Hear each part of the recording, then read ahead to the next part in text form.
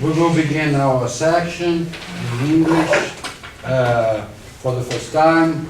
I know that it will be rather a little bit difficult for us, so we will speak slowly. Yes. It's an honor to receive you, Andrew Feenberg from Canada, here to discuss with us his text on 10 paradoxes of technology. And also, it's an honor to receive Ivan Domingues, da Universidade de Minas Gerais, Universidade Federal de Minas Gerais. Também Professor Domingues will tomorrow make his exposition and discussion. And today we will begin with Pedro. He has prepared a discussion in English. So all these things are the beginning. We try to begin to speak and discuss in English about texts in English. It's not an unusual thing for us, but we will try to make our best. Okay, so I will open to Pedro. He will make his exposition, and afterward we will open to the discussion.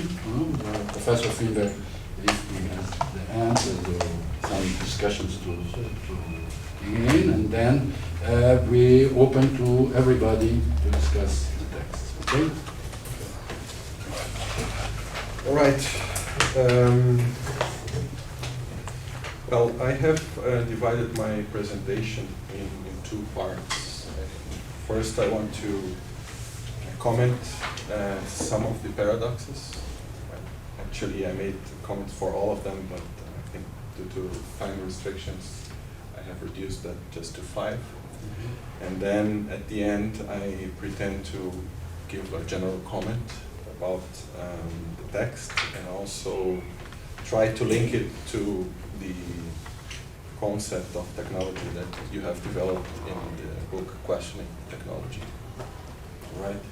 Since I'm not a native speaker, I will read the text. If something is not clear, please interrupt me.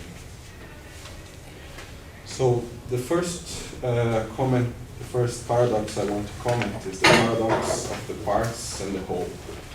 It is announced with the following sentence: the apparent origin of complex whole lies in their parts, but in reality the parts find their origin in the whole to which they belong. An interpretation that considers a technical device as an instrument that performs a function based on a mechanistic connection of its parts would certainly find it counterintuitive that the parts from which this device is made are not its origin, but the opposite. What is the hidden mistake of common sense here? We may induct from the multiplicity of arguments and examples presented that the fundamental error lies in the predominance of a pure causal interpretation and in the obliteration of a constituting context. By forming definitions from a mechanistic standpoint, the usual concept of technology forgets the originating purpose or context of technical devices. In Aristotelian terms, we could perhaps say that for common sense, it is the efficient cause that, rather than the final cause, that originates the being of technology. My understanding is that you invert this conception and defend the prerogative of the final cause over the efficient one. I think that your conclusion is that the parts define the whole. You conclude that this statement that the parts define the whole is wrong because it misses the founding principle that it is the predefined purpose that really defines the essence of a technical system. Like you mentioned in the text, the car does not ride on the road because it has tires, rather the tires belong to the car because the car rides on the road. But, and here comes my, let's say, critic, Is the harsh opposition between final and efficient causes really appropriate for the definition of a complex technical whole? Assuming we can only explain what the system is by indicating what it's used for, aren't we missing an important part of its definition? Instead of a narrow interpretation, technology should be viewed from different angles and defined on the basis of a multiplicity of concurrent causes. It is true that the primary function of the car is to ride on the road and that this is the reason for it possessing tires, but should cars only be defined through this aspect? If we look back at the history of the automobile, we will find that the first automotive vehicle is as old as 1769. The first model was steam-powered, had handbrakes, wooden wheels, and was uncovered. It looked more like a carriage than a modern car. Since then, it has progressively changed and acquired an internal combustion engine, vulcanized rubber and pneumatic tires, fully closed body, brake pedals, etc. These innovations allowed, for example, cars to drive faster and with a smaller consumption of raw materials. They also had an impact in the overall industry, automotive industry, transforming it in one of the most profitable and competitive ones. So, in many ways, the definition of the car was altered through its history. First seen as a strictly luxurious article, it was transformed into a mass transportation vehicle. Previously used for small rides in the limits of a city, it later became the main means of transportation for intercity and interstate travels. It also became object of sport competitions and was associated with human values such as status, happiness, or even, like here in Brazil, virility. So the basic definition that a car rides on the road was unaffected, but many others became part of our current concept of a car. Some of them were imposed by the automotive industry, especially through the media, but others became part of the essence of a car because the progressive innovations of its modules made it possible. Therefore, in some sense, I dare to say that we can also state that the parts originate or define the whole. So basically what I want to say is that the pluralistic definition of technology that takes various essentializing aspects into consideration seems to be more adequate here. It conceives complex system as a place of truly entangled forces where the whole determines the parts and the parts themselves also define the whole.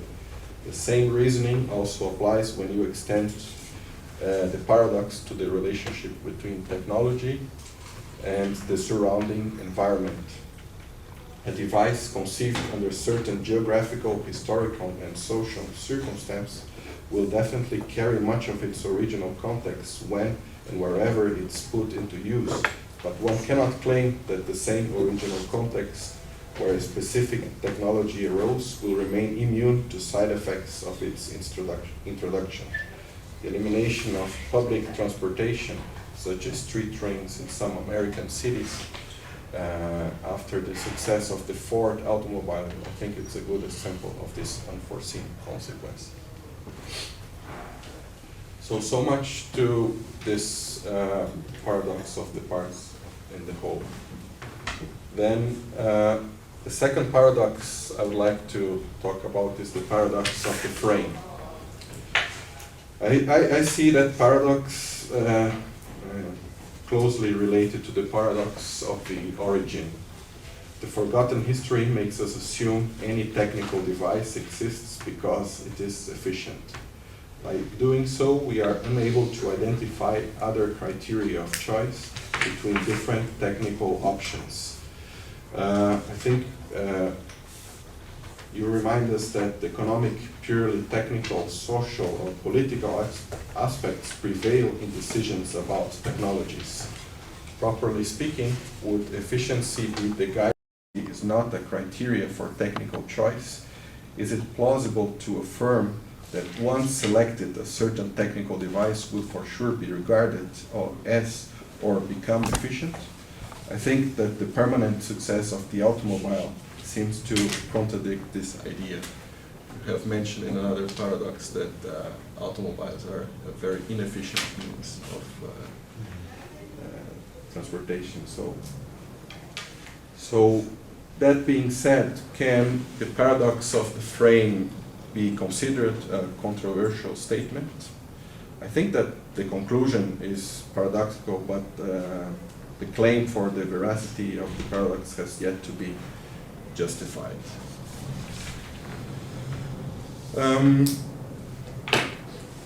Third paradox I chose to comment is the paradox of the means. It confronts us undoubtedly with a controversial statement. The means are the end. In a purely linguistic analysis, we define means as something that is employed to achieve an end. Under this ordinary definition, a means is clearly understood as different from an end. I think you show that technology, commonly considered as a mean, an instrument, can be transformed in an end as well, and thus contradict this ordinary differentiation. Based on this example, a car is not merely a means for transportation, it has turned itself into an end. Today, a car means status, modernity, happiness, personal achievement. In this case, the tool or the device or the technical system that performs an objective function enters the cultural domain and is assigned to another meaning, cultural value. Similarly to the paradox of action, one can also identify here more consequences of technology due to what I would say an expanded horizon view. However, we may also, I think we can also explain the paradox of the means in a different way. Just taking it literally, the means are the end. I think we can maybe explain it a different way. Instead of evaluating technology based on its cultural embeddedness, we can also show how it becomes an end in itself through the internal dynamics of its own progress. Here the German sociologist Georg Simmel, author of the renowned Philosophy of Money, he developed a critique of modernity in which technology is taken as one of the three main processes that characterizes this era, characterizes modernity. The other two are monetarization of the economy and metropolization of the population. With regards to technology, Simmel establishes a close connection between technological development, labor division, and labor specialization. The intensification of these processes, one influencing the other as in an entangled whole, produces a highly fragmented society in which every process gets more complex as more intermediate steps are added to it. Ford is probably the most emblematic example of this phenomenon. With the purpose of achieving higher rates of productivity and increasing cost efficiency, Ford's main principle was the decomposition of complex tasks into simpler ones with the help of specialized tools. As technology evolves, machines and workers' tasks get more and more specific, process chains more and more segmented. Consequently, individuals or tools employed in an assembly line see their objective reduced to an intermediate goal, which in turn will accomplish another intermediate step, and so on. Simmel sees this movement of progressive fragmentation and specialization as a process that affects modern society as a whole, not being therefore only limited to production. As a consequence, with their goals narrowed down to a minimum, men tend to lose sight of the overall purpose of their actions. Thus, the modern man doesn't realize that the end they strive for is actually a means to achieve another end, and so on, in a seemingly endless continuum. So the means become apparently an end here. So here I would be interested in your comments about if you agree with this interpretation that was given by Simmel in the 20s, in 1920. The other paradox is, I will quickly touch here, is the paradox of value and fact. I think that the apparent contradiction that sustains it derives from one of the main principles of modern scientific thought, the rigid split between reality and the ethical, political, religious domains has freed nature from inherent final causes and has thus drawn a line between the world of facts and the world of values. This a priori is one of the foundations of the established technological mindset and explains why we conceive technology primarily as a collection of neutral instruments that can be employed with regard to any purpose we may think of. I understand that is your main objective to reveal the intrinsic problems of this worldview, and the paradox of values and facts contributes to that by showing that values do have far closer relationship with the technological domain than that of pure usability. The arguments presented claim that everyday experience of the direct and indirect consequences of the application of technologies can motivate reactions in the underlying populations that can lead to corrections and adaptations in the technological design. Communities of victims or users can be formed and influence the continuous development of a device or whole system by bringing the impression and feelings from the everyday life into the constituting equation of evolving technologies. As of today, the protest of environment activists, local rural communities or workers' unions, and in increased possibilities of interaction between vendors and consumers via a plurality of communication channels are emblematic examples that attest human interaction with technology, that human interaction with the technology can go far beyond simple usage.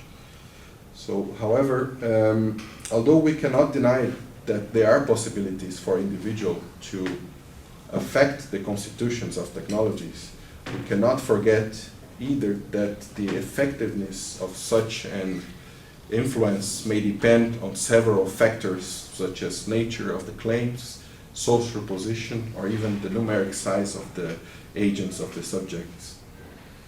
So users of a free webmail service are more likely to get hurt when they complain about the content of a spamming advertisement than a community of fishers that will see their homes disappear with the construction of a major hydroelectric plant. These are maybe radical examples, but their extreme formulations reveal that there's something more than just recognizing that technologies can be configured by values. Technological design can be influenced by values, but only to the extent that these values are considered to be relevant by the owners of technologies or technological masters, as you have, I think, stated in an earlier book, or these values also need to be considered by society as a whole through its juridical apparatus. As consumers of a certain electronic gadget, our opinion concerning certain features may be accepted and implemented if it conforms to the vendor's objective of conquering new users and thus leveraging the sales of that specific device. However, the desperate claims of dozens of fishers may not even reach the minister's office if the necessity of a new power plant has become obvious to the mind of a whole nation striving for economic growth. So we may be tempted by radical determinism to conclude that the power to influence is solely dependent on economic criteria, as the previous examples have shown. This can undoubtedly be the prevailing factor in most of today's nations, but as in other domains of life, it leads us to a broader discussion about democracy and to what extent it does play an ideological role in hiding the concrete forces that govern history. Technology must be seen as another domain, along with education, security, healthcare, foreign affairs, for social debate, and the population's ability to influence its development, I think, will be heavily dependent on how truly democratic the underlying society is. Finally, the paradox of the context, the conquest, I see as much contradictory as it is ironic. It links technology to what perhaps Nietzsche would say will to power, and concludes that by dominating nature, man ends up dominating himself. The reverse effect is justified that by arming itself to conquer nature, mankind has armed itself to exploit and oppress other humans who, as natural beings, are among the conquered objects. That I have taken from the text. Moreover, the negative and unforeseen feedback of technological realization, such as water pollution or the greenhouse effect, affects not only the natural environment which was acted upon, but also the very subject of action, that is mankind. Here, my comments that I believe that Marcuse has arrived to similar conclusions, and I would like to know if you had him in mind here when you wrote this paradox. He developed the concept of technological rationality to explain a scenario where men are dominated by an objective order of things, and at the same time not conscious of this domination. The same rationality that forms the principles of modern science and allows man to project nature as potential instrumentality, stuff of control and organization, is the mode of thought that prevails in the hierarchical organization of modern society. Governed by the principles of business management, men are reduced to quantifiable units of man-hours and forced into a technical system of administration. Technological rationality becomes political rationality and condemns the original Baconian project that intended to free mankind from the undesired load of existence. So these were the comments of the 5 paradoxes. I will, if I still have some time, conclude. Okay. Yes. Okay. I will conclude with the general comment. I think that taken altogether, the paradoxes constitute a uniform critique that accuses a certain worldview of narrowing the concept of technology. A worldview that can perhaps be summarized by the following sentence, taken from the text. In modern society, technologies are perceived as purely instrumental and separate from their past, the environment in which they function, and their operator. Although you initially evaluate this conception as wrong, I think we can read between the lines of the text that the real intention is to reveal its partiality. Conceiving technology as purely functional is not false, but it hides an essential aspect of it. If we refer back to the book Questioning Technology, we will find the definition of the essence of technology that preserves the functional character, while adding the perspective of technology's concrete realization. Technology is as much social and moral as it is instrumental and rational. The ultimate purpose of the paradoxes, as I see it, is to reinforce this double facet, and it does so by revealing the logical or the pitfalls of a position that considers instrumentality as the only side of technology. In my opinion, I think that this concept of technology is, you open up the concept of technology by situating it under a broader view. You reformulate the essence of technology through the introduction of new categories such as natural environment, social context, history, symbolic world, values. You relate these categories to technology, not considering them as essentially independent and thus only externally linked, but as an integral part of the very definition of technology. This is, in my opinion, what differs your conception from Habermas. The Habermasian investigations about technology would be strongly based on Max Weber's idea of rationalization, and the process of increasingly differentiated domains that constitute modern life.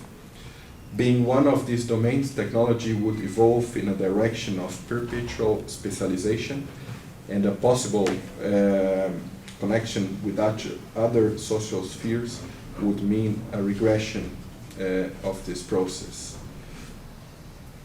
or closer connection. And although Habermas requires a scenario of mutual interplay between these different dimensions in order to prevent the constitution of an imbalanced and dominated society, he still sustains the technical domain to be inevitably, even naturally specific, and therefore only constrainable through external barriers. The possibility, for Habermas, the possibility of another direction of technical progress is out of question. Instead, I understand that you propose a more intrinsic cohesion between technology and other domains. Under your conception, the technological progress cannot be described by an internal and proprietary principle, but largely depends on the multiple relations technology holds with the world it is embedded in. And those relations are not of a foreign nature, but rather a constituting one. The 10 paradoxes give several examples about the essential role the surrounding physical and social environments play in the constitution of technologies and vice versa. The occurrence of a deadly fire in Chicago during the 1900s being the trigger for the implementation of safety theaters, the recurrent usage of a weapon to kill animals being the main factor that provides the hunter his identity, and development of amniocentesis technique being responsible for a major change in the sacred character of the birth process. As the democratic paradox stated, neither society nor technology can be understood in isolation from each other, because neither has a stable identity or form. That's why I understand you had earlier developed an essence of technology that does not only include the instrumental perspective, but also a contextualized one, constituted by the moments of systematization, mediation, vocation, and initiative. At the heart of this, let's say, second level of technology, there resides a call to abandon functional fetishist aspect of technology and to adopt a stance that considers it as a social product which is concretely realized in specific dimensions of space and time. But despite the effort of raising the attention for technology's social embeddedness, I think you handle this aspect in a maybe slightly abstract manner. The 4 moments of technical action that should conceive technology as an integral part of a specific context do in fact represent, that's my opinion, generic characteristics by means of which various social historical realizations of technology can be differentiated from each other. As an example, you seem to subtly admit that mediation is essential to technical objects, both in modern as well as of traditional societies, though in different levels. Here is taken from your text. Thus, mediations remain an essential, if problematic, aspect of the technical process, even in modern societies. Similarly, technology's power to constitute social identities, referred to as vocations, is present in both traditional and modern industrialized cultures, although in a stronger and more pervasive way in the former than in the latter. There seems to be no doubt that these characteristics must be integrated in a concept of technology, but this very concept cannot be again taken as an abstract definition if we want to assure it is understood as a specific socio-historic manifestation. If we stick to your 2-level essence of technology, can we really and satisfactorily exhaust the way technology is continuously developed and incorporated in today's prevailing capitalist societies? Do we need to remain attached to a fixed underlying model and assess contemporary technology through it, thus always establishing some kind of graded comparison with the past, in order not to fall back into some sort of essentialism? The concept of technology, in my opinion, has to be periodically revisited and updated, taking into account the specific aspects it has developed and the particular influence it has on a certain social and physical context. These aspects may be the same as the ones occurring in other social organizations or historical moments, differentiating each other just with regards to the level of importance each one possesses in the overall definition of technology. But other aspects may also be completely original and therefore something that cannot be found elsewhere. So, neither in the text about the 10 paradoxes or in the question technology, I think, well, overall, I think you need to identify technology with a very peculiar form in capitalist societies. Albeit some examples, such as the status value of the car in the paradox of the means, may hint at this aspect. We cannot find, at least I couldn't, any specific considerations about the fact that technologies in the westernized world appear mainly as marketed goods.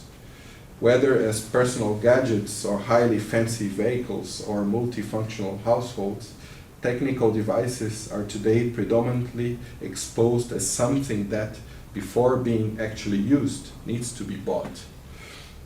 If we therefore consider technology essentially as an economic good, we will have to redefine it according to other categories such as exchange value, competitiveness, marketing, supply, demand, etc. It is true that strictly under economic terms, technology loses its specificity and falls into the same basket as basically everything that is commercialized. However, if we consider this aspect of technology together with its particularly functional and social characters, we may be able to conceptualize it in a way more appropriate to today's momentum of advanced and ruling capitalism. Through this approach, the predominance of the instrumental character that, according to you, makes up the illusion of technique may be reconsidered if we enter the economic domain. As goods, technological devices or systems are designed, constructed, and distributed by companies that want to make profit out of them. Moreover, companies offer technological goods that compete for market share with similar products of other vendors. As liberal capitalism evolves, the situation in which technological development is monopolized and conducted by a centralized state becomes more and more seldom. Therefore, we must conceive technology as also being inherently an object of private economic interest and a competitive factor. Companies develop their technologies with the goal of making them more attractive to potential buyers than the ones of their competitors. This is what contemporary business administration literature calls competitive advantage. Research and development departments of companies work with the firm objective of conceptualizing and implementing new functionalities that will allow the company's products to differentiate themselves from competition. Marketing departments decide on the best way of advertising these differentiations so that the overall evaluation of the public can be in the company's favor. Consequently, the mass of consumers is approached through marketing campaigns of various vendors that try to emphasize the advantage of each one's product offering. In this scenario, it is evident that each competing company will not advertise the primary functionalities that make their products be of the same type of their competitors, but will rather just expose the secondary functions that distinguish them. We may call the secondary functionalities as features, where the primary ones can be maybe simply considered as basic functionalities. In that way, an automobile vendor A will likely not advertise its car as being a vehicle capable of moving forward, possessing tires, of having a steering wheel. These are basic functionalities each car has, and thus do not reveal any differentiation with comparison with the cars of vendors B and C. Instead, vendor A will probably launch a campaign that reinforces all those features the other vendors do not offer. Lower gas consumption, I don't know, USB connection, backseat heating, cup holders. These are all secondary for the generic definition of a car, but are key to competitive distinction and economic advantage. In a context where capitalism has acquired the pervasiveness and geographical ubiquity it never had before, technological development is becoming more and more directed by a competitive spirit. Thus, the features of technical devices tend to come into the spotlight and leave the basic functionalities recede into the background.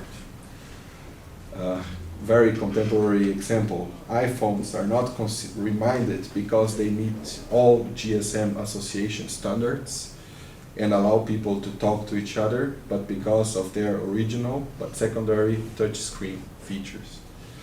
This is just one aspect of technology when it's taken as a selling article. There are certainly other characteristics that may arise if we assess technology from this economic point of view. We think of devices as a set of items resting on a warehouse, waiting to be transported to a final destination. If we consider technology as being the main productive force, main productive subject, etc., etc. So, in summary, from these general comments, what I wanted to say is that the 10 paradoxes and questioning technology as well definitely succeed in raising the attention for a different view of technology.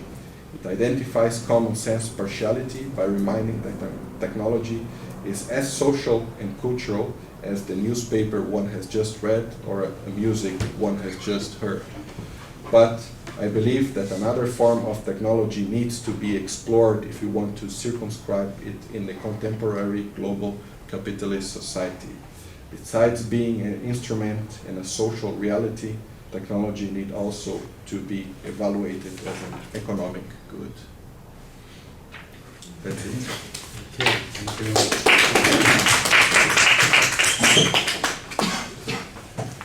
All right. Excellent. So shall I reply briefly? How should I If you do it? want, okay. Well, Thank you. let's see, I don't want to go on too Questão long. contexto, Okay? Okay. I don't want to go on too long, but I do want to say a few things. Adorno once said, only the exaggeration is true. So there is a certain polemic element to the 10 Paradoxes paper, right?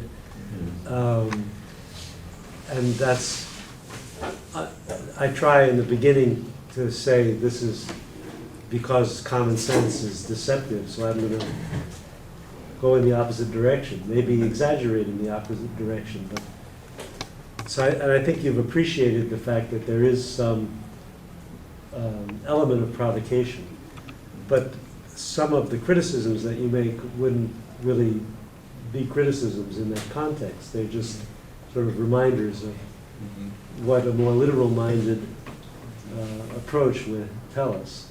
So, for example, the idea that the whole does not simply determine the parts, but the parts also have a determining place. Sure, I can agree. But it's much easier to forget the determining function, the determining role of the whole. And that's what we tend to forget. And so that's why we need to emphasize it.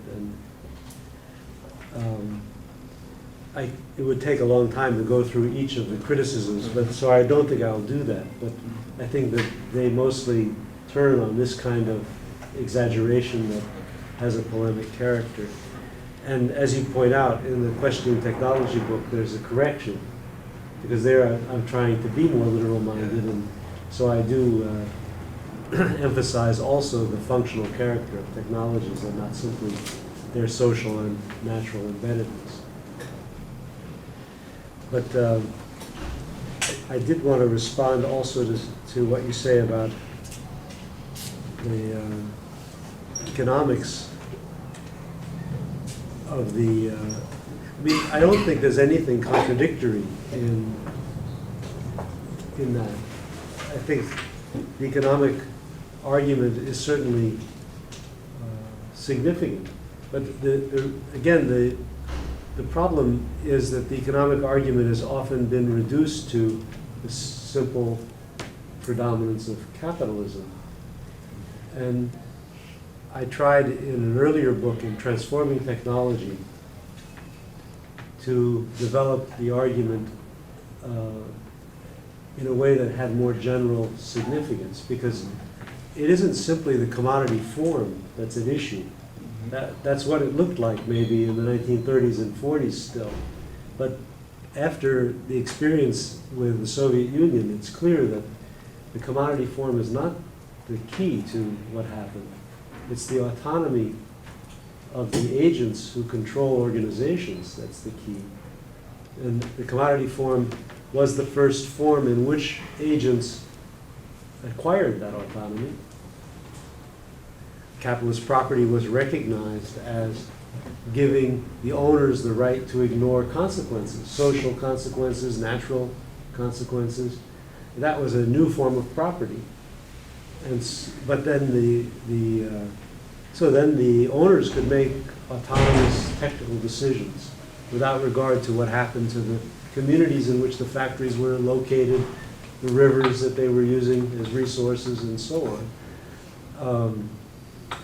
And that's the origin of the system. And that led to de-skilling of labor, to all these consequences that are obviously profitable for enterprise. But when you saw the development of the very same technical system in the Soviet Union, you realized that even outside the framework of the commodity form, you could have the same consequences. This is something Marx did not anticipate. So I tried to generalize. I talk about what I call operational autonomy. The operational autonomy of those who control technically based organizations. That autonomy poses real problems of control that get solved in a similar way, whether the commodity form prevails or some kind of planning system. So, I mean, I think a very differentiated analysis would be useful for understanding how what you say about advertising, for example, is very interesting. Would not apply, say, in the Soviet Union, where there is no competitive process of differentiating technologies. But this more fundamental principle of operational autonomy operates everywhere, that democratic control of technology is not systematized, organized as a principle. So that's why I think one needs to rise to a higher level, a more abstract level than the level of an economic analysis. Since we have this devastating evidence of the 20th century, of the failure of a purely economic approach. So, I guess I'm not sure that I have the right solution, but I think that we need to be aware of this and take it into account in analyzing technologies. It crosses the line between systems, and in a very similar way. So let me stop there to leave plenty of time for discussion, and we can come back to specifics, Habermas and the various paradoxes as we go along. We'll see what kind of things come up in the course of discussion. You can also insist that I answer some of these points. I mean, just one regarding the Soviet Union. Mhm. This, especially when I read Marcuse, when he has one book totally dedicated to the analysis of the Soviet society.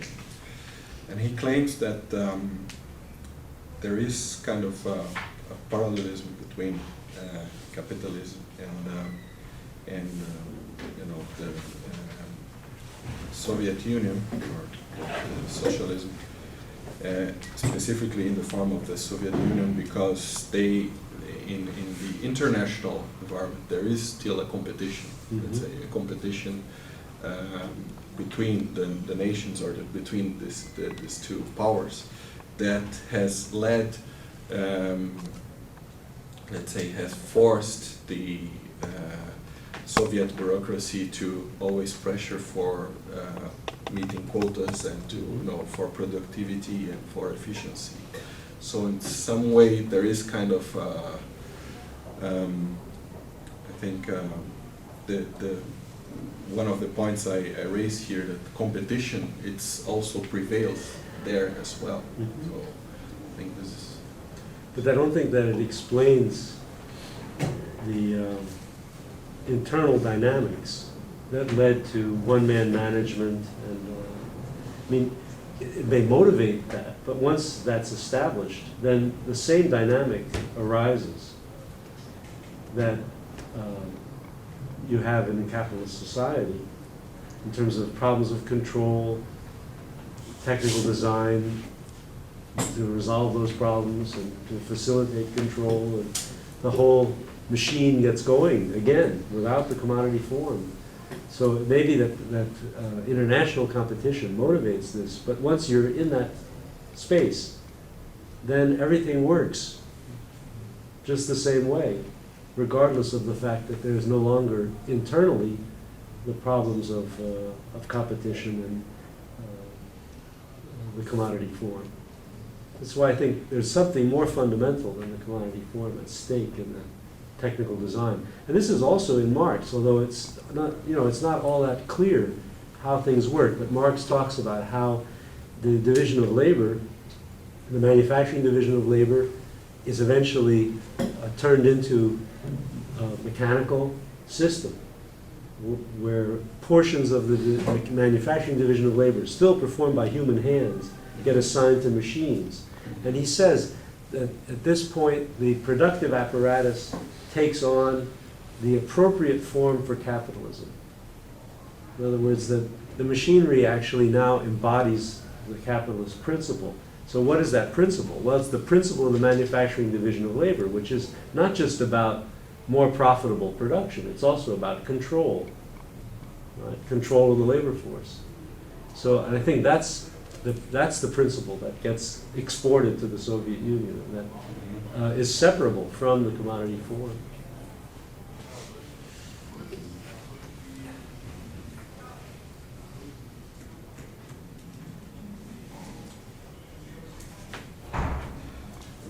When you talk about...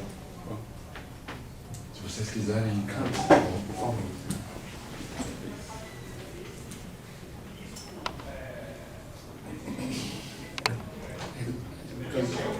Comments I have are much more particular than the general discussions.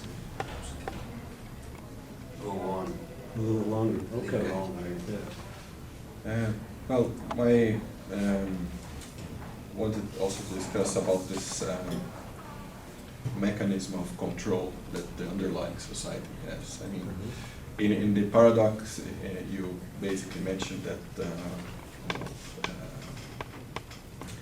there is possibility to control and to influence, and you give examples, but I think you don't go, and I think it was also not the objective here, you don't go to the details of how this mechanisms of control can be effectively implemented. So that's why I mentioned about the differentiation, whether it's a consumer or a victim. There's some differentiation in the, let's say, in the way that people are able to influence technological development. This probably it's easier for users than for, let's say, victims, and the victims are basically dependent on how democratic or how deeply democratic the underlying society is. Yes. Right. I mean, in the case, again, the Soviet Union is a good illustration. Criticism of environmental problems was illegal, so they weren't criticized. And because they weren't criticized, they got worse and worse, until finally they were so bad that after the fall of the Soviet Union, it was revealed that the extent to which they had devastated the environment and the effects of this on life expectancy, which were actually significant. And so it's, of course, it's possible to design a society in such a way that no one gets to speak except a few bureaucrats and technical experts. If you do that, then you will be destroyed, because they can never know enough. They can never be the perfect, enlightened rulers, right, who resolve all questions on the basis of pure scientific evidence. I mean, that's a myth. So they'll make mistakes like all human beings do, and some of those mistakes will have tremendous consequences, which need to be pointed out. If you kill all the people who point them out, they'll just get worse and worse. So, I mean, I think there is a kind of self-corrective logic to history so far, anyway. If it were to be canceled completely, the human race would probably disappear. That doesn't answer the question, the more specific question of what are the conditions under which more or less effective criticism is possible, right? And that, I think, is the right question. It's a very important question. I mean, you can have two attitudes toward this question. You can say, well, look at what's happened so far. So far, you know, it's been difficult to, say, stop water pollution and air pollution. Very difficult. So let's assume that it'll always be very difficult to correct environmental problems, because we have a precedent here from which we can learn.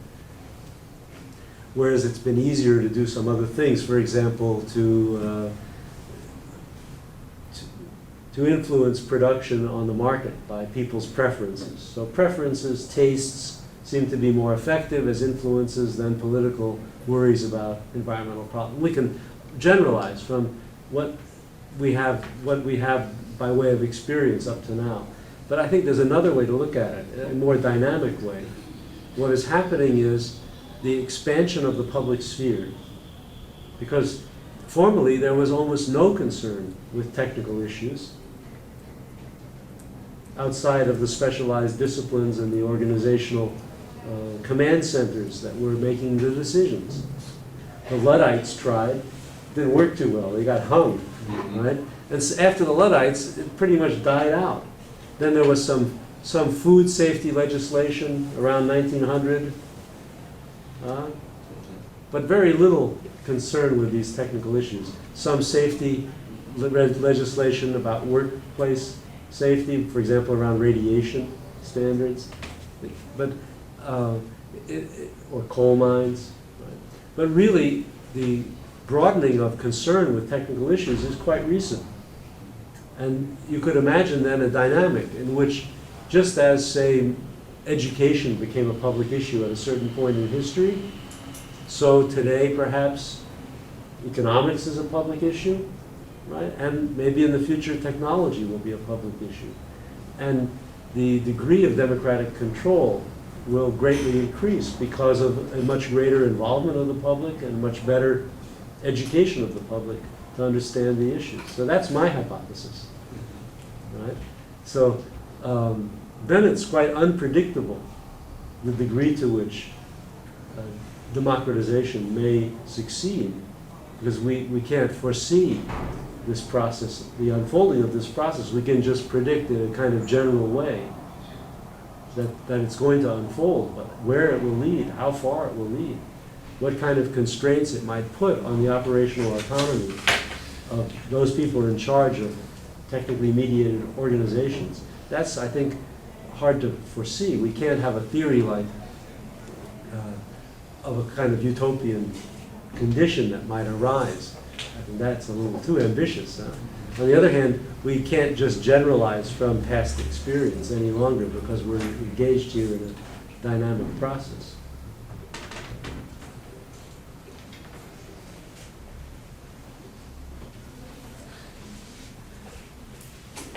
So I think I start to understand better. Yeah. Because I don't know your book, so that's like this. Right. So, because you talked about the nature of technology, so I was somewhat surprised if you have a historical approach, let's say, to talk about the nature. I think it was, his last point was, perhaps we should have not a fixed concept of technology, but would have to update it all the time or constantly. I think you talk about the nature of technology because it applies both to capitalism and socialist system. So Yeah. that's what you mean by a higher level perspective. So now I see why you use the word nature of technology, because in the beginning it was somewhat arbitrary, it seemed to me. But I would like to focus on what you say on page 6 about the whole and the part. So to go back to this first paradox, or the first ones are interconnected from paradox 1 to 4. You talk about the illusion of technology. Because I noticed, or it seemed to me, that you distinguish between part and whole in two different levels. In one level, it is that you have a device or a machine. The machine is the whole, and it has parts. And the car is a whole that has wheels or lights and pedals and so on. And in another sense, you use the machine itself, or the device, or this technological product, is part of a whole that is society. And you jump from one level to another one as if it were the same one. So the question is, I think it's not exactly a question, I think it's just a suggestion to be more careful. The idea is, perhaps it's a myth to talk about wholes, as if there were really wholes. It depends on our approach, what we want to consider as a whole or a part. You have many levels. Something can be considered as a part of society, but from another perspective it's a whole. So just like these Russian dolls, you know, one inside the other one. There are no wholes and parts in the end. It's just, it depends on your level of your analysis and so on. Because now I'm talking about it because I'm seeing that when you talk about the nature of technology, it seems that your whole in the last is globalization, it's the whole world. All societies, in a sense, must be considered integrated. So it's the suggestion is to distinguish these levels and to be. So that's what I'm asking you about this. In the end, you think we must. Our approach must be, we have to think about the whole society, in the whole world, to think technology, not just in different countries in the end. Okay, that's very interesting. I agree that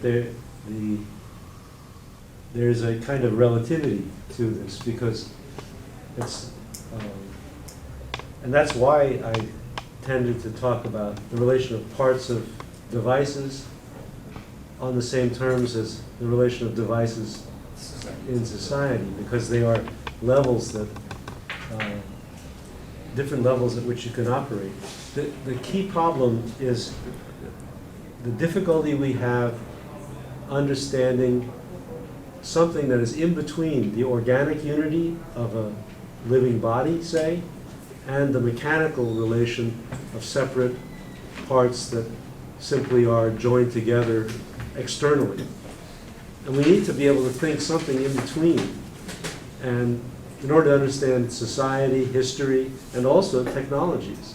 And this in between is really hard to figure out because it's like organic unity to the extent that the parts really do depend on something larger. But it's also like a simply external mechanical relation, in the sense that the parts can be separated, and they don't just disappear or drop dead. They actually could, for example, be separated and used in some other combination. So that's like, we are individuals, we belong to societies, but we can always take a plane and go somewhere else and become individuals in some other society. We're not like cells in a body which can't be transplanted into another body. And the same is true of the parts of a machine. They belong, but they're not completely absorbed into what they belong to. So this intermediary zone that we need to think about is the zone in which I'm trying to work. And so that I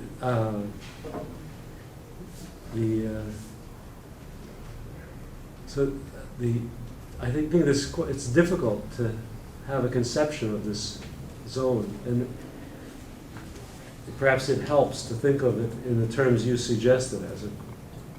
But it isn't just a matter of perspective, right? Because it's a perspective on a certain kind of reality, which is a unique reality that emerges with ecosystems, with societies, with machines. That we need a theory for. Do you know of a theory of this reality? No, I don't. I'd like to read it. No, one of the points was if the relation between parts and whole, in the case of a machine, is exactly the same as the relation of part and whole of the machine inside the society, for example. Yeah. No, clearly there would have, prima facie, there must be differences. But I guess in this paper I emphasize what they have in common. And there must also be some commonality, because they both have this odd property of the parts being both separable and also determined through the whole. So I'm operating at a very high level of generality, but if we descended a little bit, we would right away probably encounter important differences. I mean, the way in which an individual becomes a part of society is obviously completely different from the way in which a component becomes part of a machine. In the one case, it's through acculturation, in the other case, it's through design. And these are not comparable processes. So, of course, I'd agree there must be big differences. But still, there's this similarity between design and acculturation, that in both cases, they generate something which is functional within and also separable from the whole. So there's that high level similarity that a sort of systems theory could recognize and try and theorize.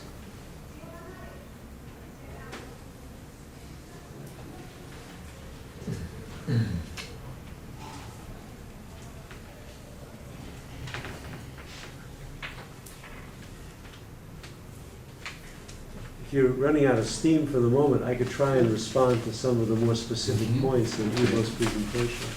Maybe that'll inspire some more discussion.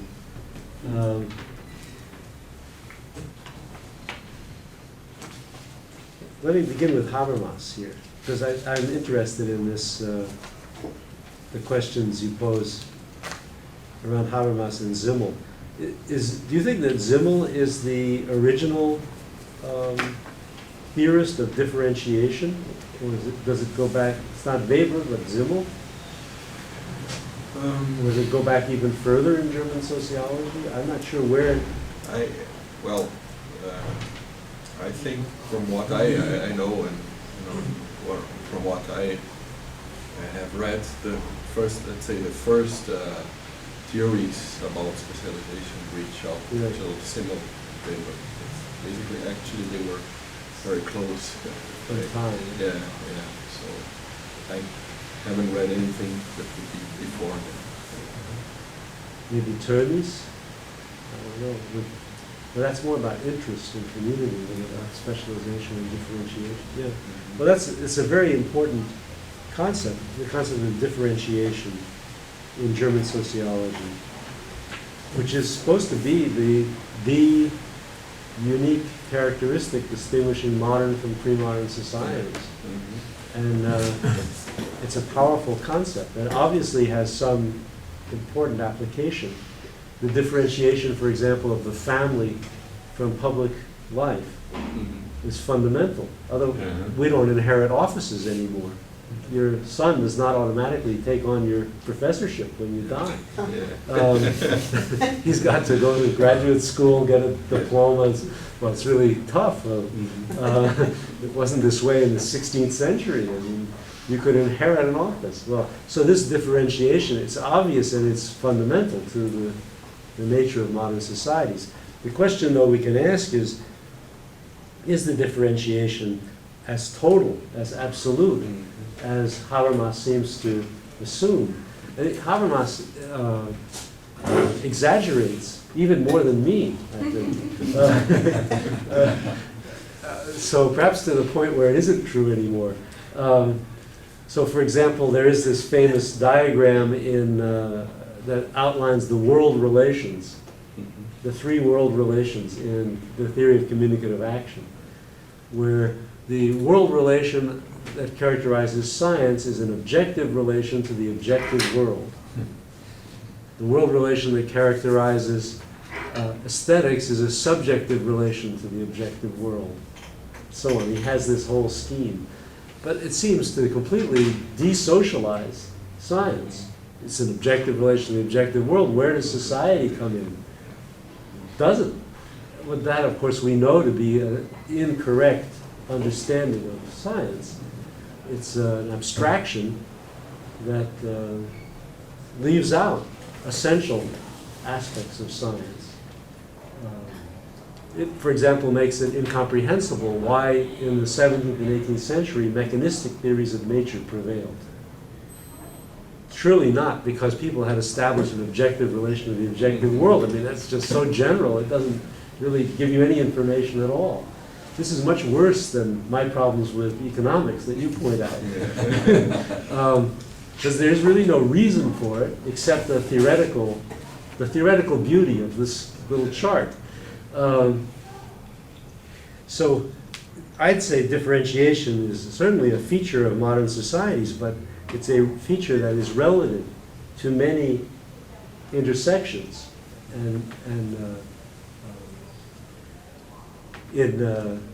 I think that the key to this is Habermas's attempt to co-opt Luman's system theory. Luman is a famous German sociologist who developed a kind of functionalist sociology in which each aspect of society was understood as part of a system that was entirely closed informationally. So he used the notion of autopoiesis from biology to talk about this. So autopoiesis means the organism is open causally to the environment, but informationally it's closed in the sense that it constantly reproduces itself. No matter what its interactions with the environment, it's always the same organism. So every cell in your body is replaced over a period of 17 years or something, but you're still the same person. Right? So this notion then led him to the completely absurd idea that in society, similarly, each system is like an organism in that it reproduces itself no matter what its interchanges causally with other systems.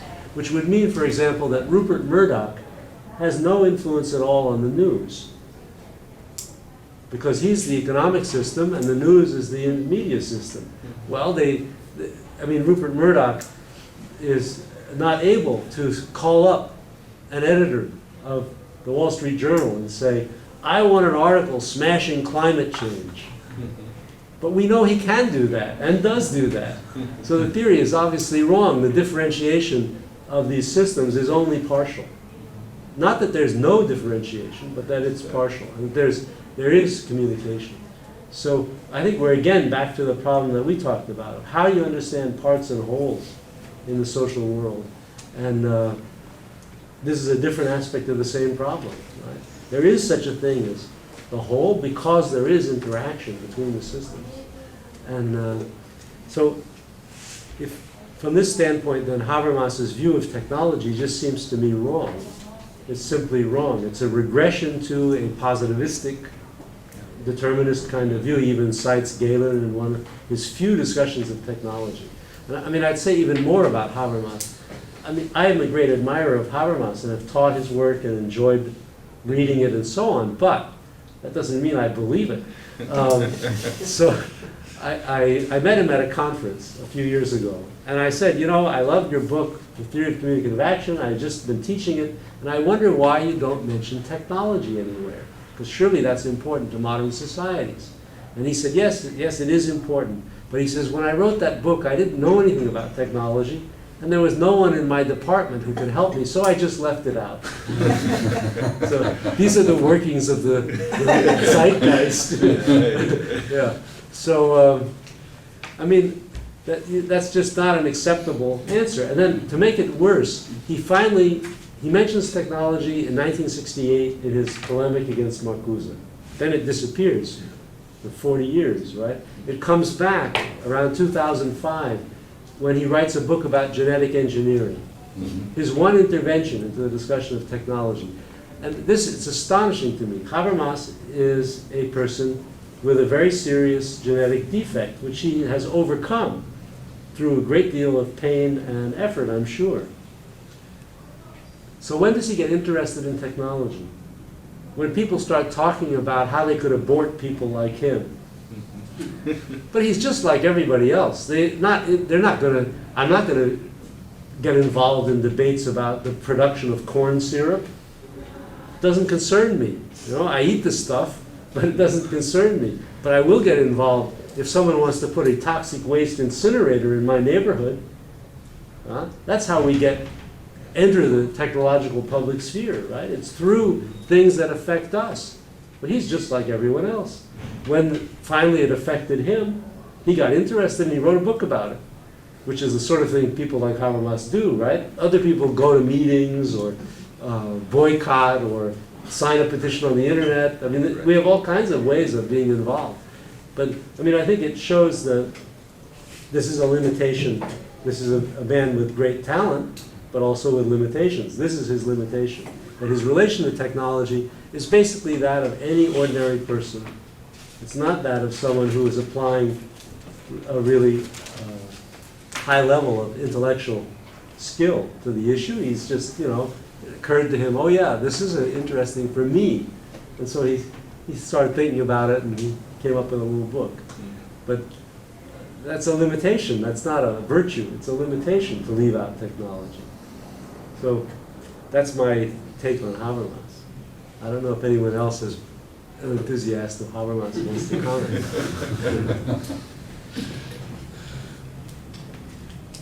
I would like to go back to the notion of an organism that he used, because when we were discussing your paper, you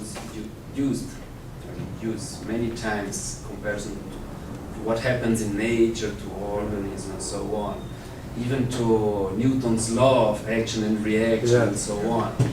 So we were a bit surprised of this easy movement from what happens in nature to what happens in society.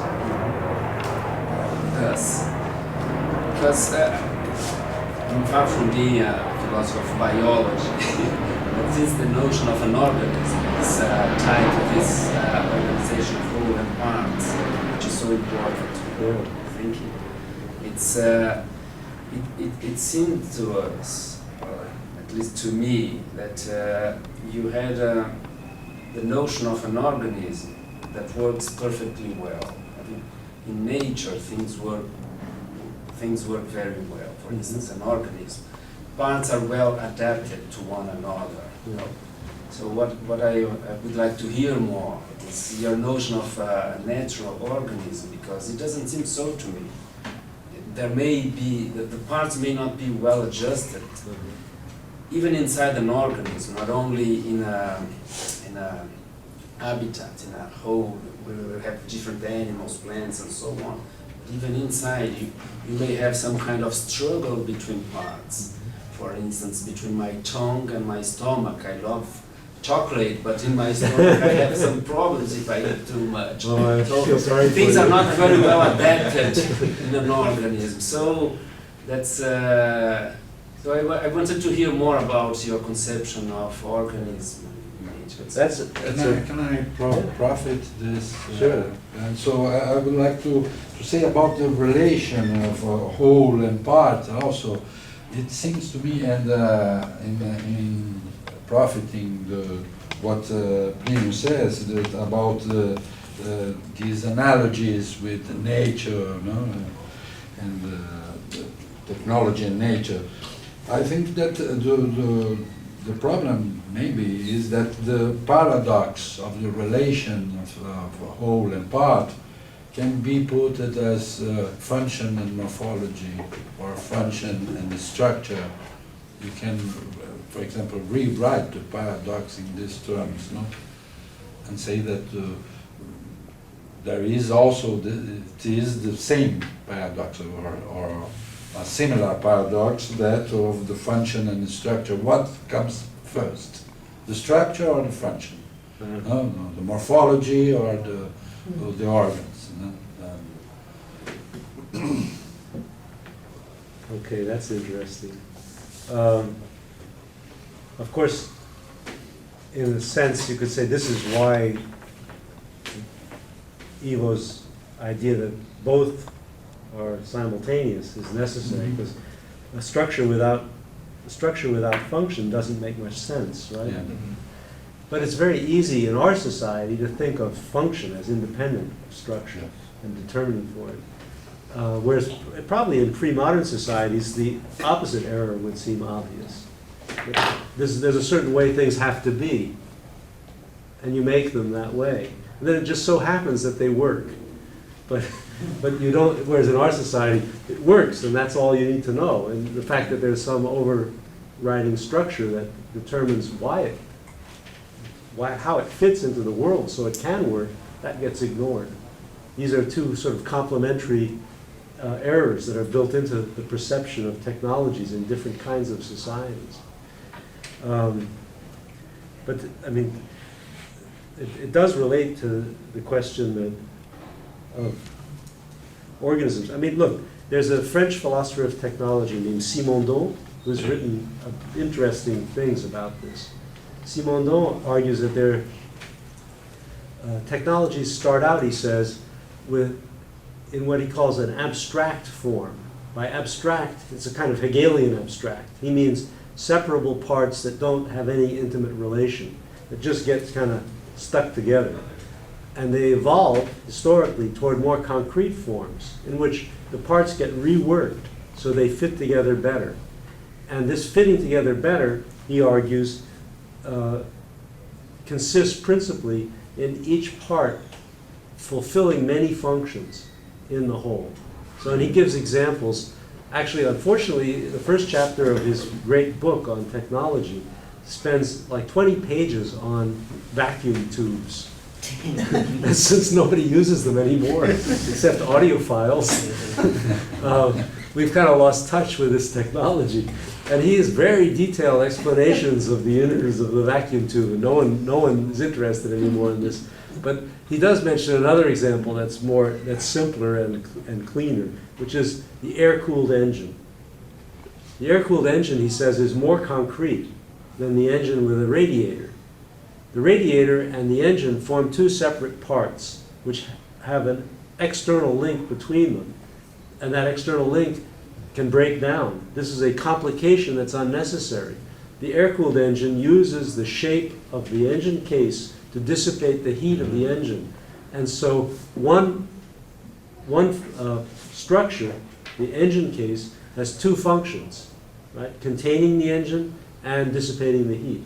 And the multiplication of functions of structures yields what he calls a concrete object. Now, if you look at an organism from this standpoint, you can see levels of concreteness that one can not even imagine in the case of a device artificially created by human beings. Because, you know, give it a billion years, and maybe an automobile will be as complex internally as a human organism, or a tree. But in 100 years, you can't go very far compared to the process of evolution. So what happens typically in biology, for example, is you think there's a membrane around a cell. And you think, okay, the membrane mediates the passage, it maintains the higher level of salt inside the organism than in the surrounding water. So now we know the function of the membrane. But then you make another discovery. Oh, the membrane also serves to excrete waste products. And then you make another discovery. The membrane also, and so on and so on. And you never get to the end. There's simply no end. That research will always find another function for any given structure. If you wait long enough, you'll discover another one. And that's because of a billion years of evolution in which, through a kind of accidental process that Darwin explained to us, right, things got adjusted. And so this is why organisms are different from machines, right? Because they exhibit these much higher levels of concreteness. But as a result, also, their parts are much less viable, separated from the organism, because they're so deeply integrated. So you can take the tire off a car, and it's still a tire. But if you take a limb off an animal, it ceases to be a limb. It just becomes a dead waste. So the kind of explanation Yeah. of an organism would be the same kind of explanation of an artifact in our society. I think from There an, are not yeah. two different kinds of explanation. I think that you could say that it's a place where quantity becomes quality, right? The number of connections in the organism is so vast that it no longer really makes much sense to say it's the same kind of thing as a device or a society, where the numbers of connections are much, much smaller. No, because I'm thinking about one of the points he made about causal explanation and teleological explanation. It seems as if human action depends on teleology in some sense, Yeah. because we plan what we do. Our actions have a purpose, but maybe not in nature. Maybe this kind of explanation is different. But by what you say, it seems that we may have the same. Because in page 7 you say this is not a full explanation. So we thought, at least I thought, that you were calling attention to different kinds of explanation. Can you show me the exact passage? Just by the end of paradox 3, the Oh, paradox yes, of the the region pages. above the beginning of the paradox of the frame. Oh, I You say, see. but the history shows that this is not a full explanation. Right. So I was wondering Yeah. if you have only one kind of explanation, that is the full explanation, or if we have two different kinds of explanation, let's say a causal explanation, a Right. mechanical explanation, and then another kind of explanation which would mention the purpose or an end to it. So it's just one explanation, a full explanation that is something intermediate between both, or we must have two different kinds of explanation. When we read, we buy let's say a car, and we have the instructions. So this is one kind of explanation. And then if we put it inside the society, how it was built, its origin, and so on, we may have a different kind of explanation. Yeah, that's a good point. Do we have just one full explanation, or we have two different ones? And the second point is, just to make clear, it's not an Yes. objection, I just want to Yes. understand what you say. Or then we have a different kind of explanation, which is the same for an organism in nature and for a car in society. So I tend to think there are different kinds of Yes. explanation. One is teleological, human actions have purpose. The other one doesn't. But it seems that you tend to have to think one kind of explanation. So that's No, I would agree with you. I wouldn't want to try and exhaustively explain human action, social systems, or even devices through the notion of causality. Whereas it would be difficult to find another way of explaining a biological organism other than causality that could be considered scientific. Even so, though, I mean, you think about an organism, it has emergent properties at the macro level right? So you look at it, the way, I once had a revelation watching a guy in front of the Pompidou Museum. You know, there are these people who put on little shows there for the public who wanders around. And there was a guy there who was all dressed in black martial arts outfit, an Asian fellow, and he showed us movements, and then he asked people from the audience to make the same movements. And it was so funny, it was really hilarious, because he moved like a cat, and the people who he pulled from the audience moved like dogs. And so you could see, okay, there's something really interesting happening here, right? And when you think about these macro features of animals and their movements, and probably other things in nature too, you realize there is some other order of explanation, which you ought to be able to invoke, because if you tried to reduce that difference to some causal things, I don't know if you'd ever have a really, you know, it'd be like trying to reduce the taste of apple pie to something going on in taste buds, and, you know, you really would never get there. You'd never understand what it meant to taste the apple pie by a causal explanation. So there is some need also at the level of that nature for a non-scientific kind of explanation of emergent features. But in the case of societies, these emergent features include purposes and meanings, which, and I guess this is partly why nature itself exhibits emergent features, because we approach it from our sort of level, right? Our in between the stars and the atoms. We're at our level. All sorts of interesting things go on. Strange things that don't fit with our current paradigm of scientific causal explanation, but they're real. They have effects, you know. And so, yes, I agree. We need different kinds of explanations for different levels of reality. Yeah.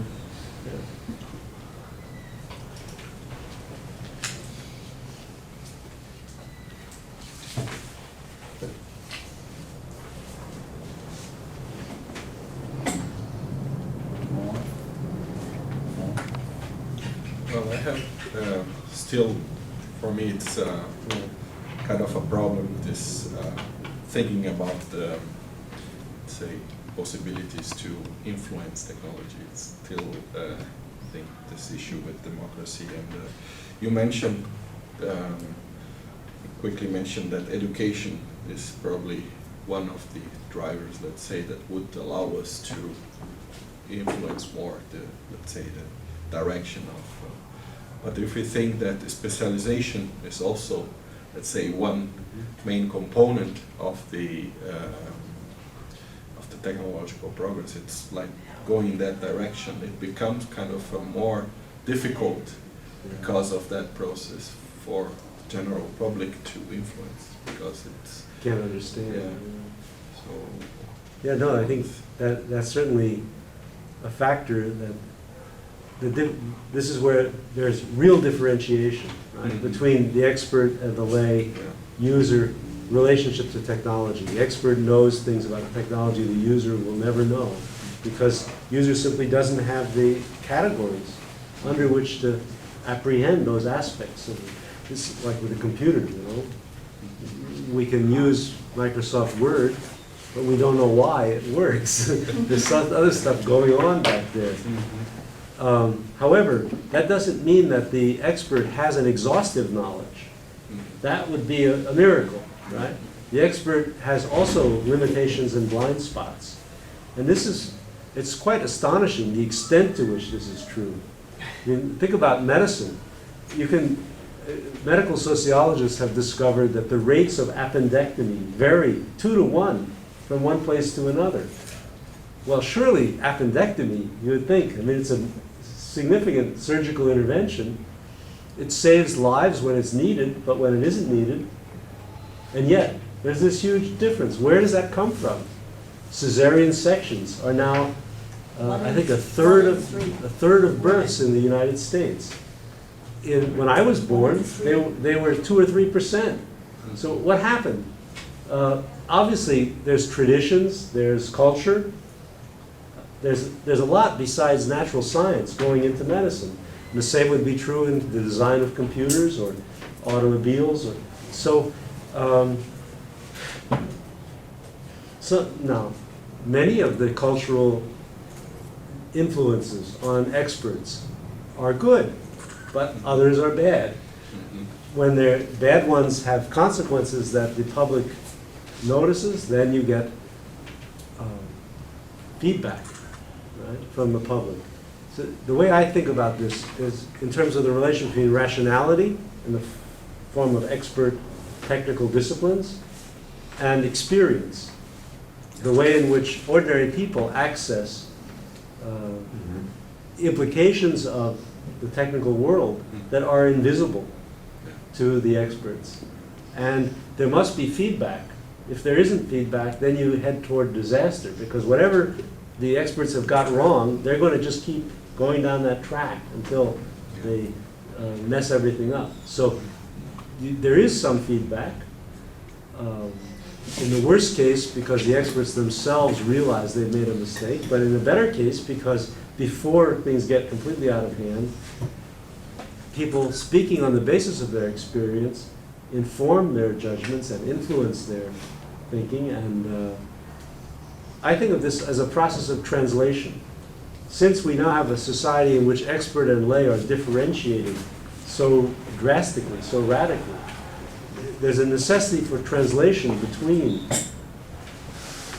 experience and rationality. And there's a text by Harry Collins and one of his collaborators on this problem of expertise. And he talks about everything is expertise for him, right? Including what I'm calling experience. It's just another form of expertise.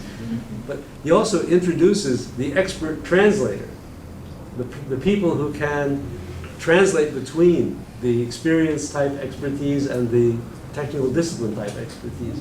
And so Harry Collins and one of his collaborators, whose name I forget, wrote a book on expertise that came out recently. So, I mean, this is an interesting problem. In many organizations, marketing people or salespeople feed back information from the public to the people who actually make the things.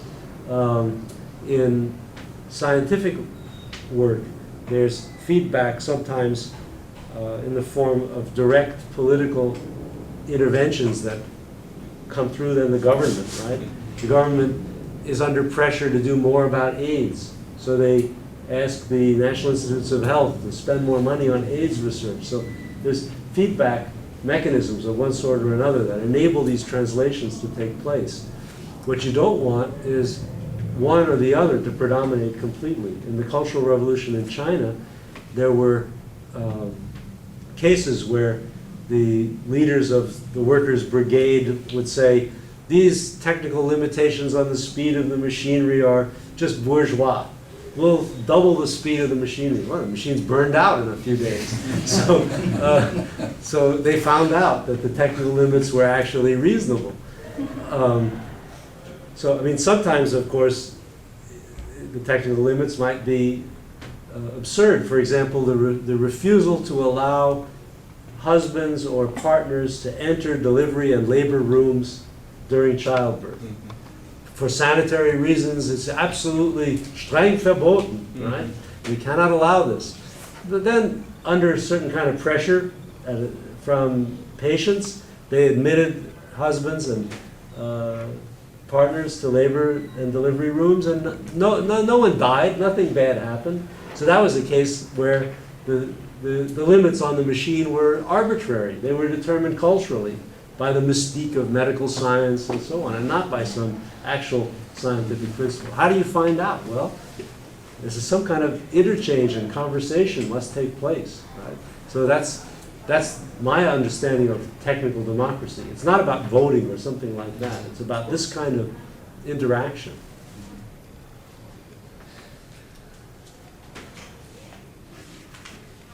Okay. Yeah. So since nobody is speaking. So, no, because it may look like as if I had some objections, but I don't. It's not my subject. So Sure. But when I read the Paradox of Action, there's something with the notion of feedback. Uh-huh.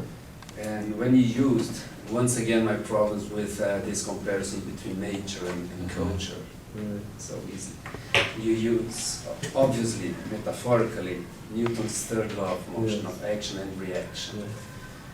Because it seemed that each action could be thought, in a sense, isolated from another one. And that is a mistake. We have to think an action in, where it belongs. But the notion of action itself seemed to be as something isolated that I do, and then it has some effects. Uh-huh. And then I have to pay attention to the feedback, so what comes back to me. Yeah. So I was wondering if this notion of action, that is something isolated, that will receive a feedback, no matter which feedback. For example, someone calls me, you know, you have your car repaired.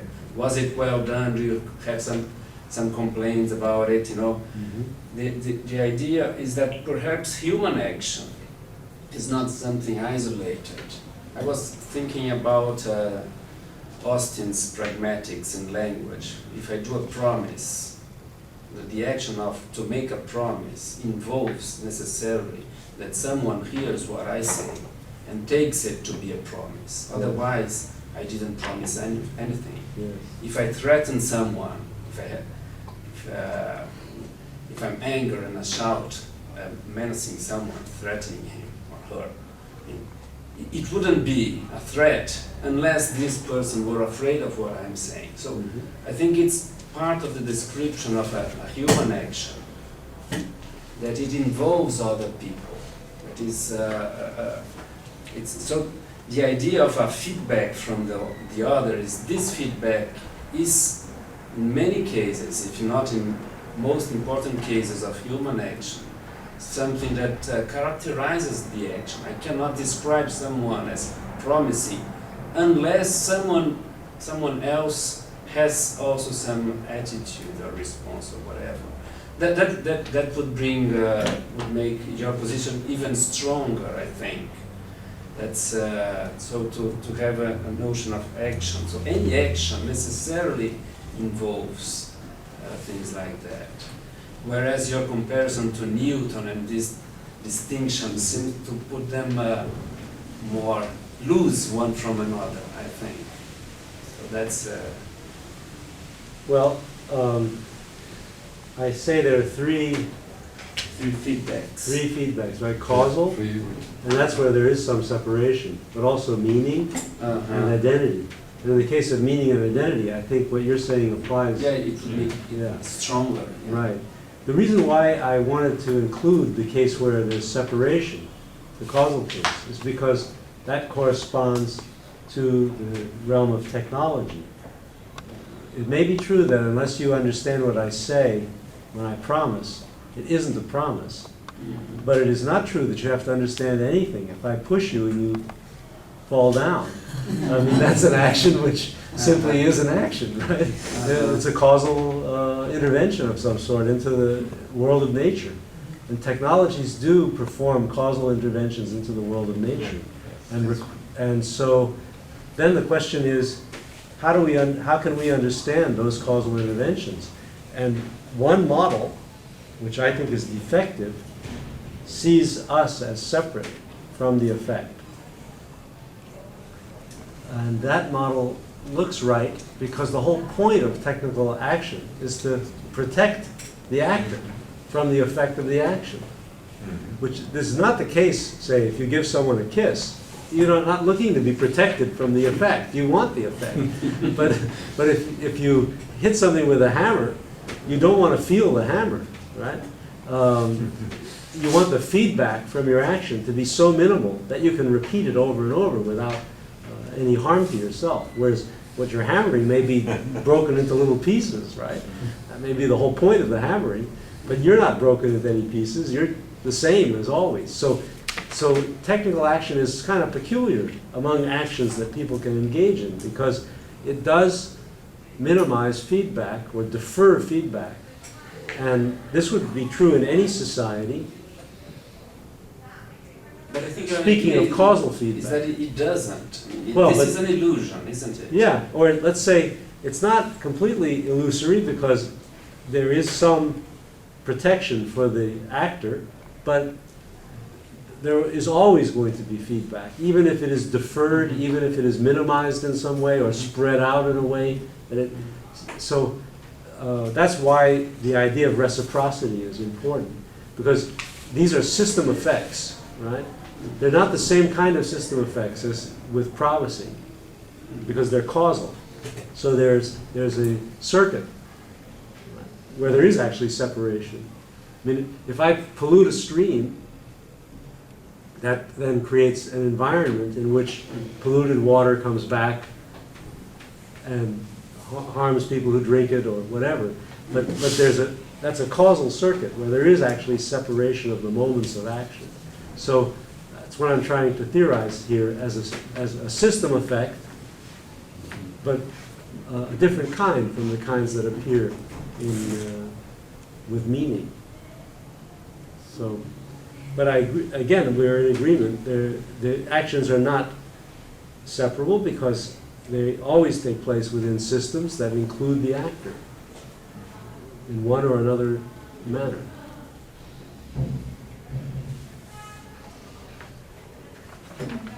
Yes. I have a question. You said that your text has a polemic end, Yeah.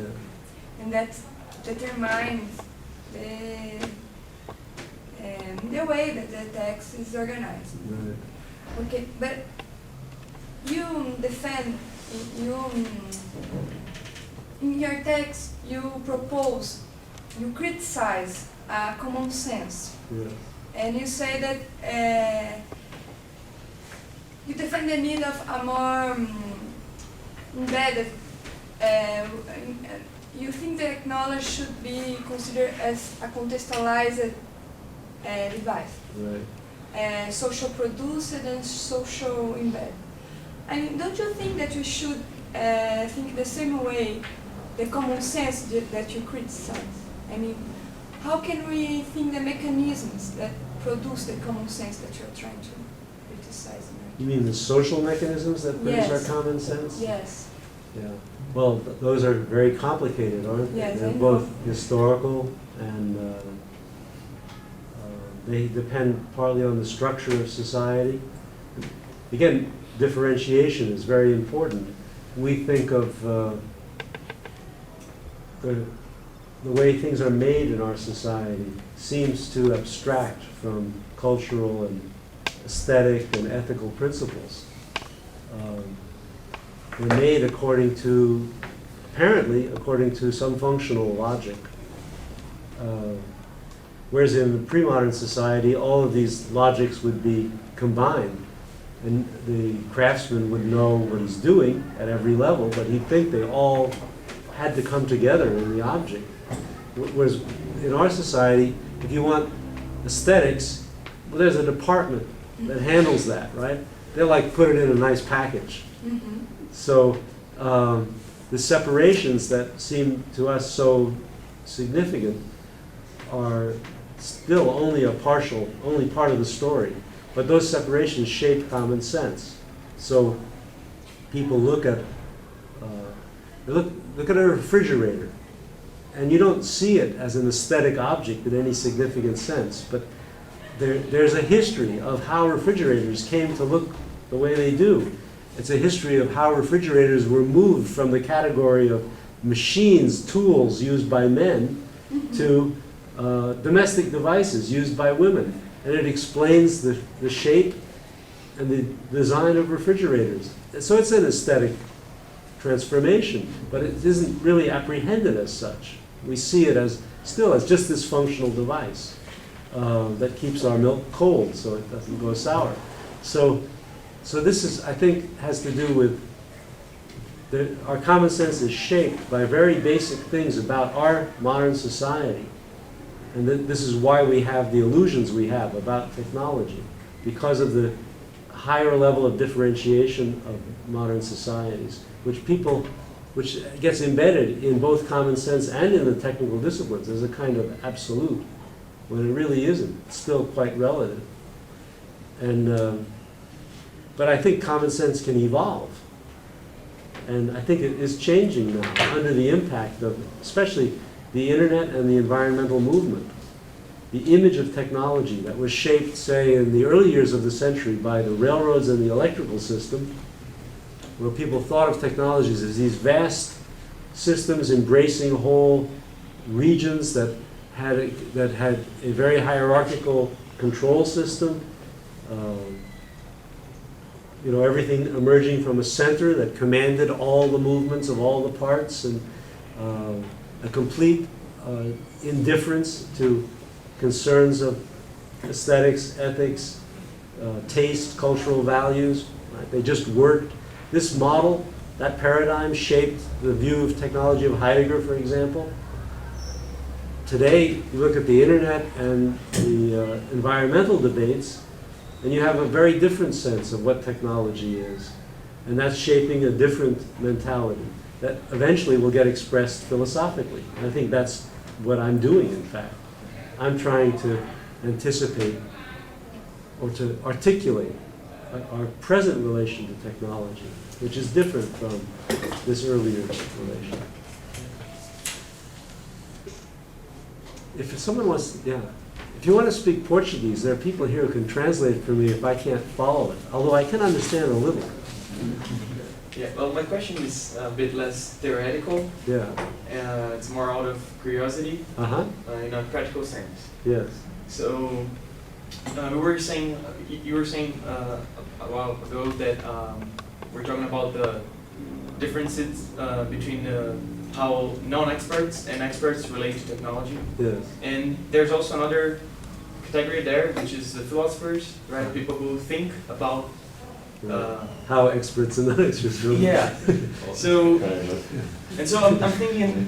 So I read recently an American professor, Eric Schutzgebo. He conducted a research and found out that, like, he was trying to think about the behavior of ethicists and political philosophers.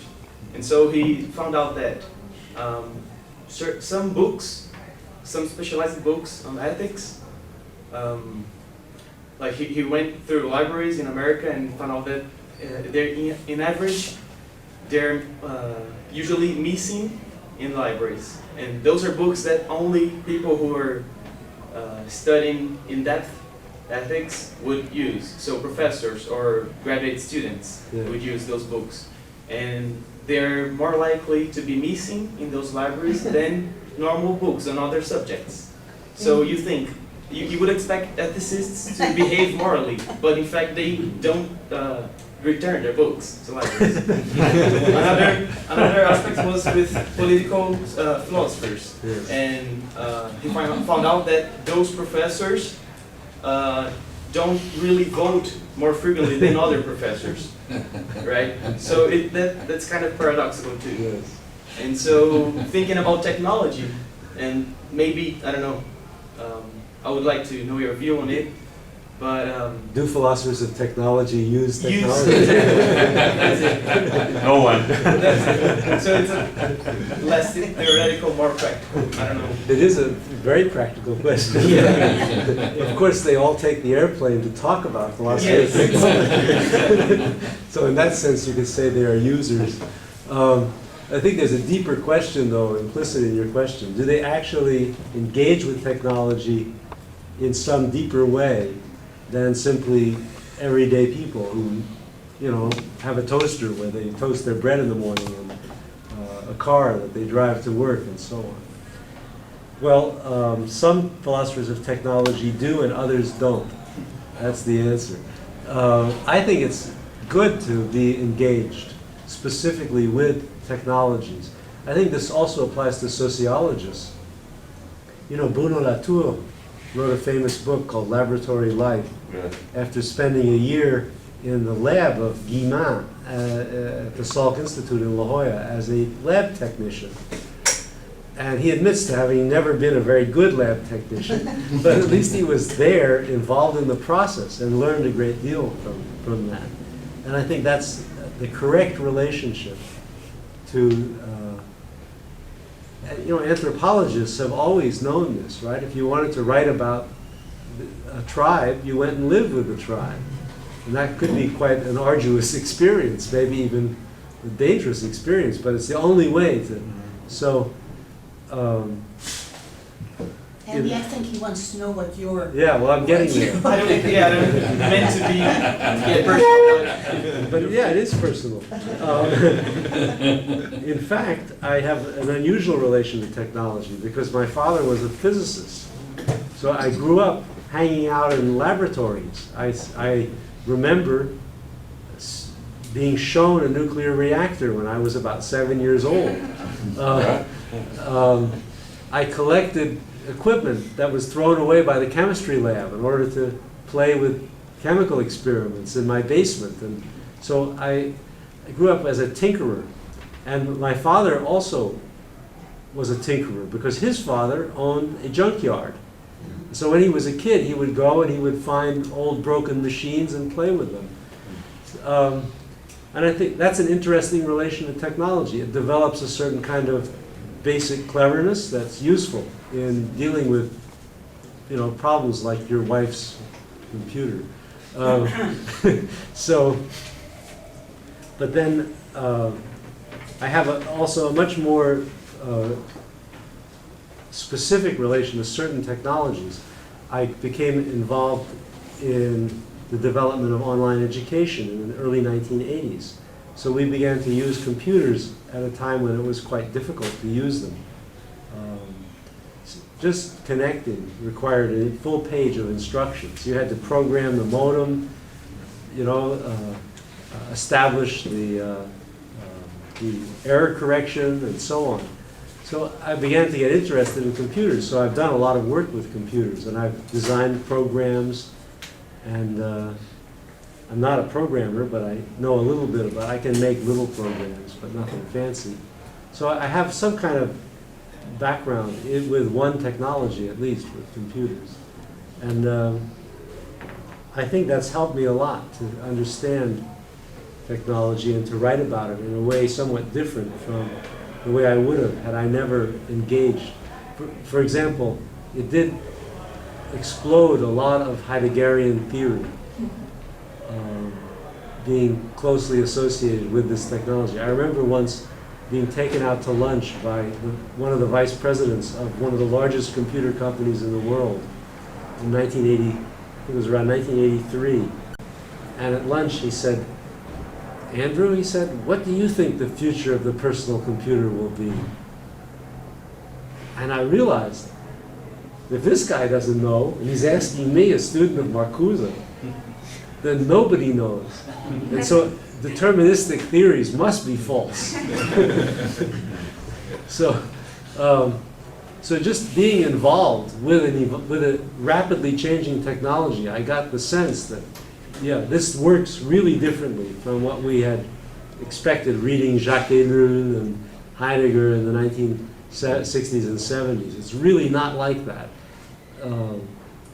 So I think that kind of concrete, engagement is important to thinking about technology today.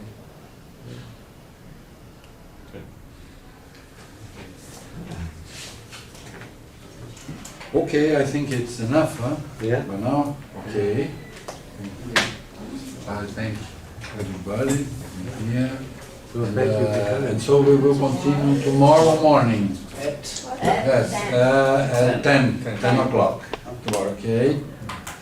And tomorrow we will have the exposition of Ivan Domingues and Lacey. It will be Oh, a okay. little more, but